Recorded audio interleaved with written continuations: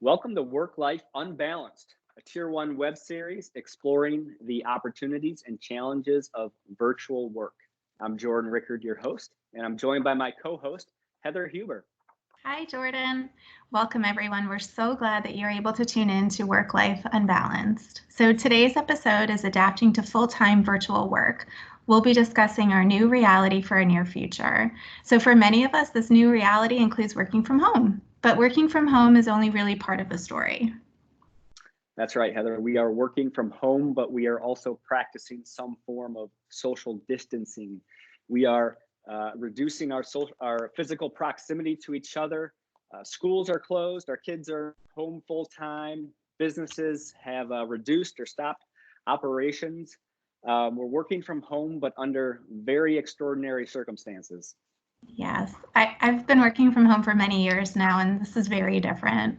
So now I'm sharing my home office with my husband and two kids. Yeah, for many of us who have worked from home for many years, a key benefit that we often talk about is the peace and quiet. That is gone now. We are, for many of us, our kids are here. We're trying to homeschool them. And the nice balance that we're often able to achieve of work and life is now a big sticky mess. And we are trying to make the best of it. Yeah, we're all just trying to make the best of the situation. And that's what we really hope to do with this web series. So over the next several weeks, we'll be exploring the challenges and opportunities of virtual work. So we hope to offer some practical guidance, helpful tips, but we also just want to speak honestly about the challenges that we're all facing. Yeah, the challenges of simply getting our work done, but also the challenges of staying well through this very unique time. We hope you join us through this series, and we look forward to your questions and comments along the way. So, Heather, let's get started. Great. So I want to introduce our two guests for today, Nick Pineda and Zach Ryland. Welcome. Hey. Thanks for having us, guys. Nick and Zach, so good to have you on today's show. So let's dive in. Nick, while many are being thrusted into full-time virtual work for the first time, a move towards virtual work is an ever-growing trend. Why have we been moving in this direction? What are the benefits and outcomes that companies have been seeking as we make this move? Yeah, I mean, let's face it, the nature of the workforce has been shifting for decades now, as technology has made it easier for us to connect across time zones and across countries. Organizations have been finding ways to make that work. And honestly, there are plenty of benefits to still being together. I think when this is all over, we're going to want to be together again. That's totally true. And the resistance to the change of working virtually is kind of like taken out of the equation. And so, some things we say a lot is that innovation thrives in constraints, and this is our new constraint now. So this is a big opportunity for folks to kind of push through the difficulty, but start to discover some new things that are possible. Yeah, I love that. And we say that a lot at Tier 1 is we find opportunities wherever we are. And I think this is a huge opportunity that we all have in front of us. So thanks, Nick. Zach, what have you noticed in the past few weeks with your clients? Like, how are people adapting, and what are you seeing people really struggling with? Yeah, absolutely. I think the underlying trend that we're seeing from everyone is just uncertainty. So kind of from an organizational level, a lot of our kind of clients and collaborators wondering how they might go virtual, if they can do it, whether they need new strategies or guidelines, and what the right tools might be to give their teams. And then individuals have their own kind of balance that they're looking to strive for with setting new boundaries, because there is now truly work-life integration if you're in the home all day. So trying to build new rituals and routines, those are upside down. How do you keep boundaries when the office is a place inside your house, and how do you set healthy time limits for yourself on when you are and are not going to work, while, like you said, managing the kids, managing meetings, managing being part-time teacher. So just a lot of uncertainty up in the air as people kind of get to this new normal for themselves. Yeah, absolutely. And I think that feeling of uncertainty is huge and significant. We all know that uncertainty really can diminish our ability to think creatively, to solve problems, to be open to new experiences. uncertainty can really cause us to go in kind of a survival mode. And so I've found myself, my own family, just trying to figure out what is our new routine this week. How can we kind of structure our day so it feels like a good, healthy rhythm. And I think those rhythms and practices that we develop through this are going to help sustain this. So this crisis is impacting our professional lives, but it's also impacting us personally as well. Nick, how are you dealing with this? How have you been impacted personally?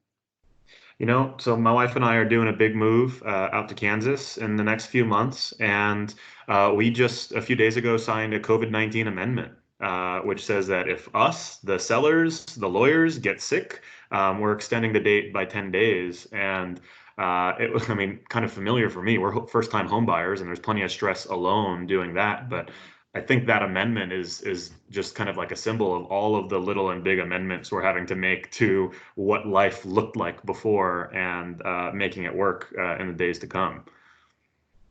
Yeah, I think that's one of the keys, is just we've all got to try to figure out how to make it work. And what works today may not work tomorrow, or what works right now may not work in the next 5 minutes. So having that resiliency to just kind of push through and figure it out. I think that's what we're all kind of learning, to adapt to our new circumstances right now. So, Zach, what have you been doing in work and life to adapt?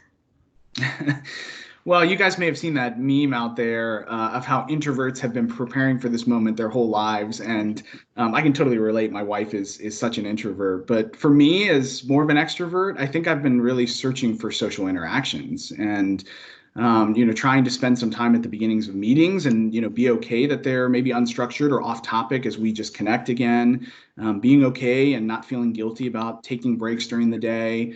And even setting up things or being invited to things like virtual happy hours or coffee chats as a way to just recreate those things that might happen naturally in an office setting. So for me, it's been reaching out and doing those things. And again, not feeling guilt about whether or not they're off topic or off task, and just being okay with it being part of the day. Yeah.